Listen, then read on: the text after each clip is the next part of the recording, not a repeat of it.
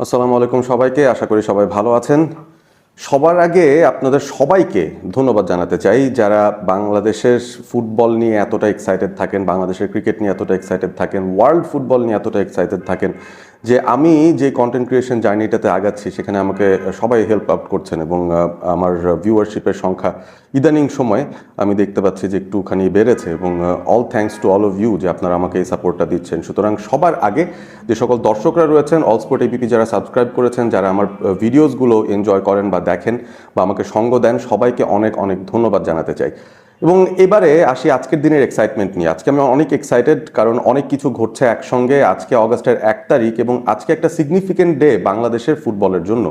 তার কারণটা হচ্ছে সেখানে দুটো সিগনিফিকেন্ট ঘটনা ঘটছে আজকে। এক হচ্ছে সাফ চ্যাম্পিয়নশিপ 2026-এর যে গ্রুপিংটা হবে সেটার যে ড্র অনুষ্ঠিত হবে, সেই ড্রটা আজকে ভুটানে অনুষ্ঠিত হচ্ছে থিম্পুতে। বিকাল 5টায় বাংলাদেশ সময় সেই ড্রটা অনুষ্ঠিত হবে এবং এই ড্রয়ের মাধ্যমে এবারের সাফ চ্যাম্পিয়নশিপ নভেম্বরে যেটা অনুষ্ঠিত হবে সেটার গ্রুপিংটা আমরা পেয়ে যাব। কে কোন গ্রুপে খেলছে, কে কার প্রতিপক্ষ হবে, ফিক্সচার্সগুলো কী হবে, সেই বিষয়গুলো আমরা খোলসা করে জেনে যাব আজকের এই ড্রয়ের পর্বের পর। সো এইটা নিয়ে খুব এক্সাইটেড আমি। এছাড়াও বাংলাদেশ সময় সন্ধ্যা 6টায় একটা ম্যাচ রয়েছে, প্রি সিজন ম্যাচ, যেখানে ফারহান আলী ওয়াহিদের ফুলহাম তারা মাঠে নামছে এবং সেখানে তারা একটা পর্তুগিজ ক্লাবের সঙ্গে অপোনেন্টের সঙ্গে খেলছে এবং এই ম্যাচটাকে ঘিরেও অনেক উত্তেজনা কাজ করছে অনেকের মধ্যে। সবাই ফারহান আলী ওয়াহিদের নেক্সট বেস্ট পারফরমেন্সটা দেখতে চান। আমরা আগের ম্যাচটায় দেখেছিলাম তিনি আসলে কি করেছেন।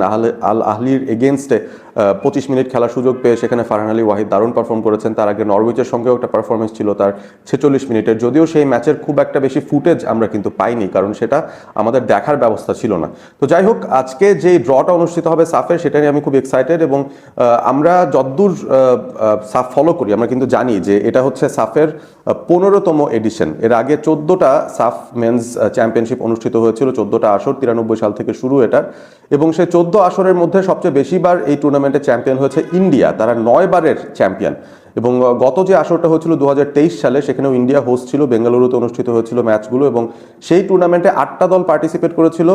ফিফার ব্যান খাওয়ার কারণে শ্রীলঙ্কা সেই টুর্নামেন্টে পার্টিসিপেট করতে পারেনি, কিন্তু তাদের বদলে কুয়েত কে ইনভাইট করা হয়েছিল এবং লেবাননকে ইনভাইট করা হয়েছিল। এই দুটো দল তারা এসছিল এবং এই পুরো টুর্নামেন্টটা অনেক বেশি শক্তিশালী হয়ে গিয়েছিল কারণ বড় দুটো এশিয়ান টিম তাদেরকে কিন্তু ইনক্লুড করা হয়েছে, যারা সাফের ভেতরে না বাট ইনভিটেশনাল প্রসেসে তাদেরকে ইনক্লুড করে 8টা দলের একটা টুর্নামেন্ট অনুষ্ঠিত হয় এবং সেখানে বাংলাদেশ সেমিফাইনাল পর্যন্ত যেতে পেরেছিল বাট আলটিমেটলি বাংলাদেশ তারা সেমিফাইনালেই আটকে যায়। সেই টুর্নামেন্টটা মুরসালিনের জন্য দারুণ ছিল, আমার মনে আছে মুরসালিন বেশ কিছু ভালো পারফরমেন্স দিয়েছিলেন, রাকিব বেশ কিছু ভালো পারফরমেন্স দিয়েছিলেন, জামাল ভুইয়া তখন একটা মেইন স্টে ছিলেন এই দলটার মধ্যে। এবং এই সাফের টুর্নামেন্টটাতে আমরা দেখতে পাচ্ছি যেটা যে সাফের যে লোগো উন্মোচন প্রোগ্রাম সেখানে 7টা দলের পতাকা নিয়ে 7জন রিপ্রেজেন্টেটিভ দাঁড়িয়েছিলেন এবং সেখানে নেপালও ছিল, যদিও নেপাল কিন্তু ফিফার থেকে এখনো পর্যন্ত সেই ব্যানটা লিফট করাতে পারেনি। সুতরাং আজকের ড্রতে যতদূর আমরা খবর পাচ্ছি সেটা হচ্ছে যে নেপালকে ছাড়াই বাকি যেই 6টা টিম আছে, বাংলাদেশ, ইন্ডিয়া, পাকিস্তান, শ্রীলঙ্কা, মালদ্বীপস এবং ভুটান, এই 6টা দলেরই সেই ড্রটা অনুষ্ঠিত হবে এবং নেপাল যদি ওই নভেম্বরের আগে তাদের ফিফা ব্যানটা উঠিয়ে ফেলতে পারে, ফিফার সঙ্গে আলাপ আলোচনা করে তারা যদি খেলার অনুমতি পেয়ে যায়, সেই ক্ষেত্রে নেপাল ঢুকে যাবে হোস্ট টিমের যে গ্রুপ আছে সেই গ্রুপে। অর্থাৎ বাংলাদেশ যদি গ্রুপ এতে ড্রাফটেড হয় আজকে, বাংলাদেশের গ্রুপে নিশ্চয়ই বাংলাদেশ সহ আরও দুটো টিম থাকবে, টোটাল 6টা টিম 2 গ্রুপে ভাগ করা হবে এবং সেই জায়গাটায় নেপাল যদি পরবর্তীতে চলে আসে তখন তারা বাংলাদেশের গ্রুপে এসে ঢুকবে, হোস্টের গ্রুপে এসে ঢুকবে। হোস্ট হওয়ার এটাই অ্যাডভান্টেজ যে একটা অতিরিক্ত ম্যাচ খেলার জন্য বাংলাদেশ সেই অপরচুনিটিটা পাবে, সেখানে বাংলাদেশের সাথে বাকি যে দুটো টিম আছে তারাও সেই অপরচুনিটিটা পেয়ে যাবে। সো আলটিমেটলি 7 দলেরও টুর্নামেন্ট হতে পারে নেপাল যদি তাদের ফিফা ব্যানটা কাটিয়ে আসতে পারে। তবে আজকের ড্রটা অনুষ্ঠিত হবে 6টা দলের মধ্যে, সেই 6টা দল হচ্ছে বাংলাদেশ, ইন্ডিয়া, পাকিস্তান, শ্রীলঙ্কা, মালদ্বীপস এবং ভুটান। সো ওভারঅল আপনাদের কাছে কি মনে হচ্ছে? আসলে আমি একটু অ্যানালাইসিস করতে চাই যে আসলে এই যে গ্রুপিংটা হবে সেখানে বাংলাদেশ কোন গ্রুপে পড়লে বাংলাদেশের জন্য বেটার হয়। এখন যদি ডিরেক্ট অপোনেন্টের কথা চিন্তা করি, বাংলাদেশের এগেনস্টে কারা কারা খুব ভালো করতে পারেন, আমরা সাফের প্রিভিয়াস হিস্ট্রির দিকে যদি তাকাই, 2003-এর চ্যাম্পিয়ন বাংলাদেশ হয়েছে, সাফের যে দ্বিতীয় আসরটা হয়েছিল সেটার চ্যাম্পিয়ন হয়েছিল শ্রীলঙ্কা, একবার আফগানিস্তানও চ্যাম্পিয়ন হয়েছিল এবং 2বার মালদ্বীপস চ্যাম্পিয়ন হয়েছে। অর্থাৎ সাফের যদি ইতিহাস চিন্তা করি, 2018-তেও সাফ কিন্তু হয়েছিল বাংলাদেশের মাটিতে এবং সেখানে কিন্তু মালদ্বীপস সেই চ্যাম্পিয়নশিপটা ঘরে তুলে নিয়ে যায় এবং মালদ্বীপসকে শক্ত প্রতিপক্ষ আপনার ধরতেই হবে। তাদের দলে এখনো পর্যন্ত হ্যাঁ কিছু এইজেড প্লেয়াররা আছেন, বাট তারা এখনো পর্যন্ত খেলে যাচ্ছেন। সো মালদ্বীপস টিমটাকে বেশ কঠিন প্রতিপক্ষ হিসেবে ধরে নেওয়া যেতে পারে। শ্রীলঙ্কা তাদের রিসেন্ট উত্থান দিয়ে আসলে প্রমাণ করেছে যে তারাও একটা কঠিন প্রতিপক্ষ হতে পারে। পাকিস্তান ডেফিনেটলি তারাও ইমপ্রুভ করছে এবং ইন্ডিয়া তো ডেফিনেটলি আছেই এই জায়গাটায়। Nepal is also very good team, but তারা যদি খেলতে পারে সেটা আমার মনে হয় খুব ভালো হবে সাফের জন্য। সো ইনভিটেশনাল প্রসেসে আমার মনে হয় না অন্য কোনো টিমকে বাইরে থেকে ইনক্লুড করা হচ্ছে। এবার 6টা দল নিয়ে অনুষ্ঠিত হবে এবং নেপাল অ্যাড হলে তখন 7টা টিম হয়ে যায়।